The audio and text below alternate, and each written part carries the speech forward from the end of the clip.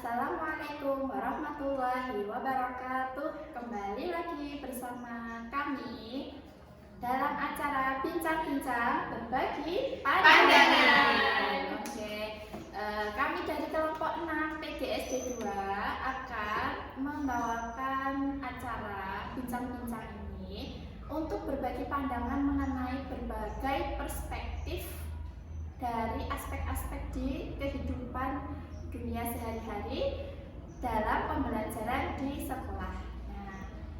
Perkenalkan dulu ya, saya Putri Wijayanti yang akan memandu acara pada siang hari ini. Kemudian di samping mungkin saya ada Mbak Prihatin Langgeng Murniati, rekan saya satu kelompok. Kemudian ada rekan saya yang lain, Mbak Ida Mawarni. Jadi pada acara siang hari ini kami itu akan berbagi pandangan mengenai bagaimana sih perspektif sosial, budaya, ekonomi, dan politik itu terhadap pembelajaran yang ada di Indonesia. Nah, sebelumnya kan sudah di dalam materi mengenai pendidikan yang ada di Indonesia di berbagai wilayah, baik di dalam kelas maupun di luar kelas. Nah, sekarang saya akan berbincang dengan rekan satu kelompok mengenai hal itu. Nah, untuk yang pertama mungkin ke Mbak Prihatin dulu ya. Mbak Prihatin, saya mau nanya nih, Mbak Prihatin itu sebelumnya udah pernah wiyata bakti atau mengabdi di sekolah belum? Sebelum mengikuti PPG? Iya, sebelumnya sudah. Itu dari 2021, belum lama sih, baru setahun lebih sedikit. Itu dulu ngajar pas pandemi. Jadi 1 tahun pandemi, terus belum ada PTM itu, terus dicoba PTM, terus baru ada PTM secara bebas ini, terbatas dulu, terus baru secara terbuka, secara terang-terangan sekarang ya. Kemarin masih umpet-umpetan, soalnya sekolah saya dulu itu pas walaupun terbatas, tapi kami disiasati, walaupun harusnya tuh nggak masuk, harusnya di rumah, tapi kami siasati ada masuk maksimal 1 jam di sekolah. Jadi ada klarifikasi dari tugas yang diberikan, dikumpulkan seperti itu. Kalau kita tetap nggak masuk, itu nanti malah siswanya tertinggal sangat jauh. Jadi kemarin itu sempat menyiasatnya seperti itu, tapi ya itu diam-diam. Kalau sampai tahu dinas kesehatan atau gimana ya kita nanti kena ditutup ya. Iya, kita sanksi. Apalagi kemarin kan belum vaksin, baru pas uji coba PTM terbatas itu baru divaksin. Gitu. Kalau boleh tahu WD-nya itu di mana? Di SD Negeri 1 Purworejo, itu di daerah tempat saya tinggal. Lumayan dekat dari rumah aja, bisa dijangkau dengan jalan kaki. Iya. Di itu ya, di mana itu? Di Wonogiri. Jadi kalau dihitung kira-kira itu WD-nya itu di sana berapa lama Mbak tadi? 1 tahun. Iya, 1 tahun setengah. Iya. Dan itu waktu pandemi. Iya, awalnya pandemi. Iya, pandemi pas parah-parahnya itu benar-benar nggak bisa tatap muka. Iya. Terus dengan keadaan yang seperti itu, Mbak kan dulu udah pernah PPL ya. Terus PPL-nya dulu tuh tatap muka. Iya, itu tatap muka. Sebelum pandemi. Terus dengan keadaan yang pandemi seperti itu, menurut Mbak Prihatin itu dari segi sosial itu apa perbedaannya ketika sekolah pembelajaran dari yang tatap muka dengan yang harus melalui handphone? Jadi terlihat jelas ya kemarin itu, soal tidak semua anak itu pegang HP masing-masing. Ada yang orang tuanya bekerja, ada yang orang tuanya itu gagap teknologi juga, dia ikut sama mbahnya.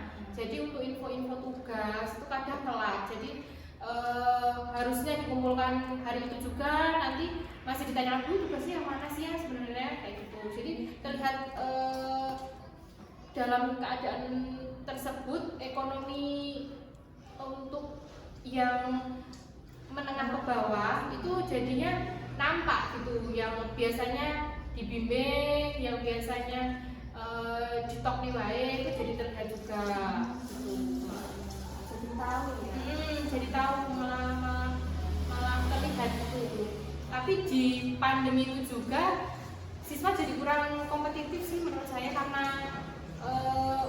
tugasnya itu terkesan banyak yang dikerjakan orang tua juga, kan terlihat juga loh saat kita klarifikasi tugas dibawa ke sekolah itu, kok ini tulis tangannya beda, kok ini jawabannya tuh kalau untuk anak SD umur segini tuh harusnya belum nyampe pemikiran seperti ini, kok udah seperti ini. Saya kan pas 4 tahun masih kurikulum KTSW dulu, belum yang kurikulum merdeka ini. Kurikulum merdeka kan baru aja loh. Nah itu masih, jadi malah nampak sih pandemi ini siswa yang bener-bener didukung orang tuanya sama yang ditoknya itu kelihatan gitu. Kalau dari Mbak Ida sendiri, Mbak Ida ini sebelumnya pernah WP ya? Iya. Adanya di mana Mbak? Saya juga pernah WP Wiata Bakti di SD, namanya SD Negeri 1 Pujiharjo, itu kecamatannya di Nguntaranadi. Nah, kabupatennya Wonogiri, sama dengan Mbak Ani. Satu kecamatan ya. Satu kecamatan juga, satu Beda kecamatan. gugus tapi ya. Hanya beda gugus saja gitu. Oke, dari pandangannya Mbak Ida sendiri, menurut Mbak Ida Ya. itu melihat pembelajaran Mbak Ida kan BB-nya juga baru ya, baru ketika pandemi kemarin. Iya, terhitung 5 Juli 2021. Pas waktu Iya. itu menurut Mbak Ida sendiri, apakah sama dari segi sosial itu dampaknya ke pembelajaran secara daring itu bagi siswa? Iya. Apakah sama dengan Mbak Ati atau ada tambahan atau beda?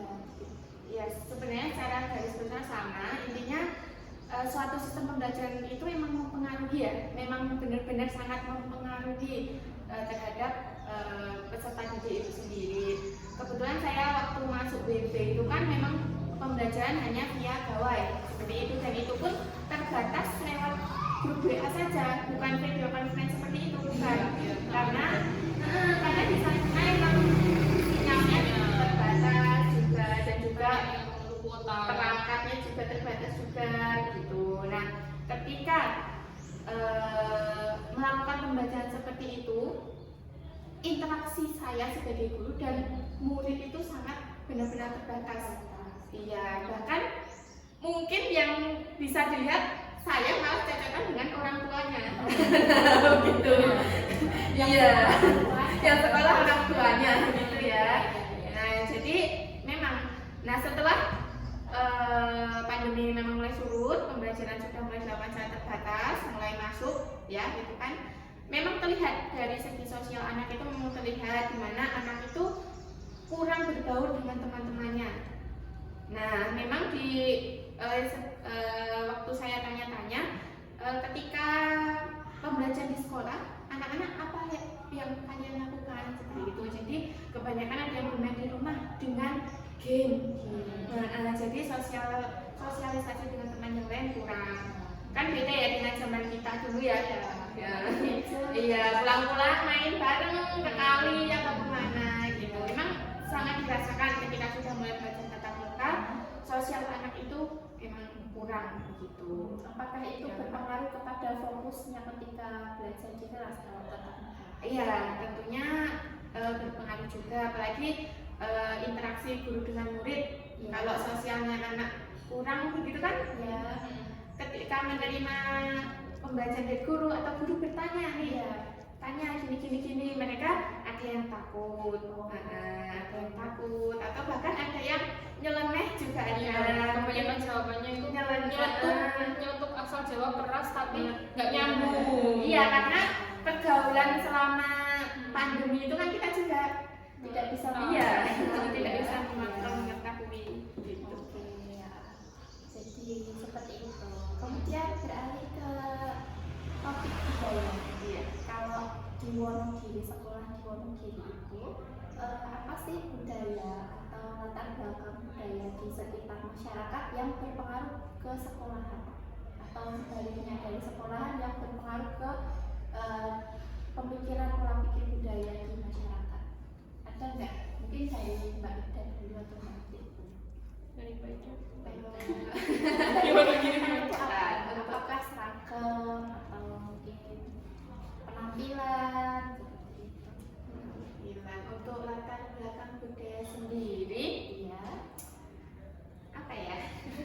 Kalau dari segi dukungan sekitar terhadap pendidikan sih bagus.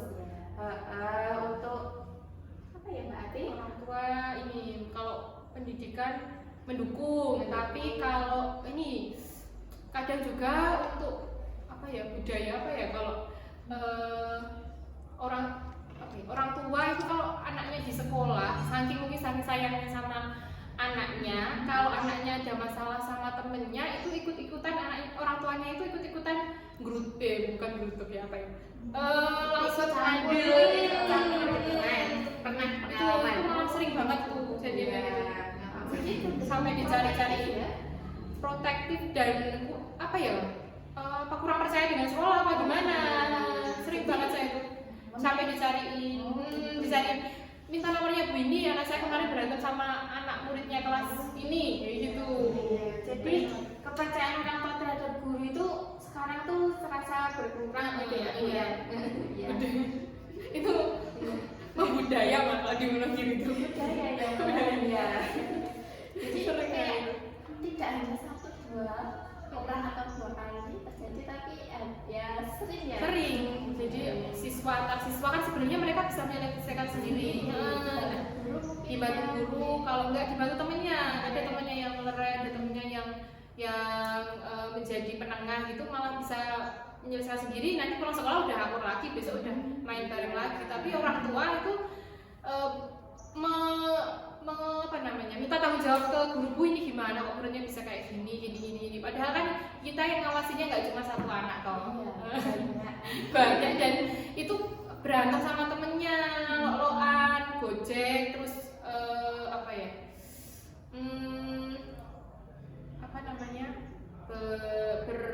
bertengkar itu kan biasa untuk anak sekolah dasar kan di usianya itu memang usia seperti itu. Malah itu bagus untuk melatih emosi anak juga. Iya betul.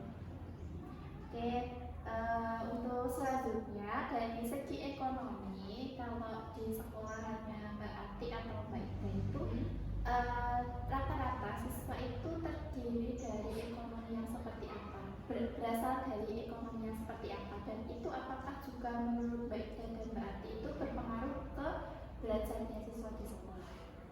Ya. Profesinya apa? Nah, itu. Ya. Untuk faktor ekonomi di SD saya sendiri ya, tempat saya WB itu tergolong sudah menengah ke atas bukan ya? Ada juga. Nah, tapi juga bisa ditemukan ada satu atau dua orang yang ekonominya agak di bawah seperti itu. Dan itu memang faktor ekonomi itu juga mempengaruhi tingkat pembelajaran peserta didik karena ketika jadi faktor ekonomi dan juga kualitas pembelajaran itu kalau kita ibaratkan seperti berbanding lurus begitu. Ketika kualitas ekonominya baik, maka kualitas pendidikannya itu juga baik. Terbukti dari apa ya? Dari fasilitas pembelajarannya terpenuhi seperti itu kan. Kemudian ya orang tua itu mampu menyediakan hal-hal untuk keperluan pendidikan anak dengan baik seperti itu. Karena memang rata-rata orang tua peserta didik di sekolah saya dulu itu memang bekerja. Bapak ibunya itu bekerja semua karena memang ya muda ya, tergolong ibu-ibu muda, ya, orang tua muda seperti itu. Kurang bisa sama juga sih karena kita masih satu kecamatan. Apalagi di daerah Wonogiri sekarang dibuka ini pabrik. Jadi ibunya yang dulu tidak produktif sekarang itu produktif, jadi dua-duanya bekerja seperti itu. Untuk ekonomi sih sudah lumayan Tapi baik. juga ada imbasnya. Ketika bapak ibu atau ada orang tua sama-sama bekerja, alhasil peserta didik kurang diperhatikan begitu. Dan itu emang dirasakan juga. Ada pengalaman kan juga berimbas ke tingkah lakunya. Nah itu terlihat bahkan di kelas saya itu ada yang seperti itu.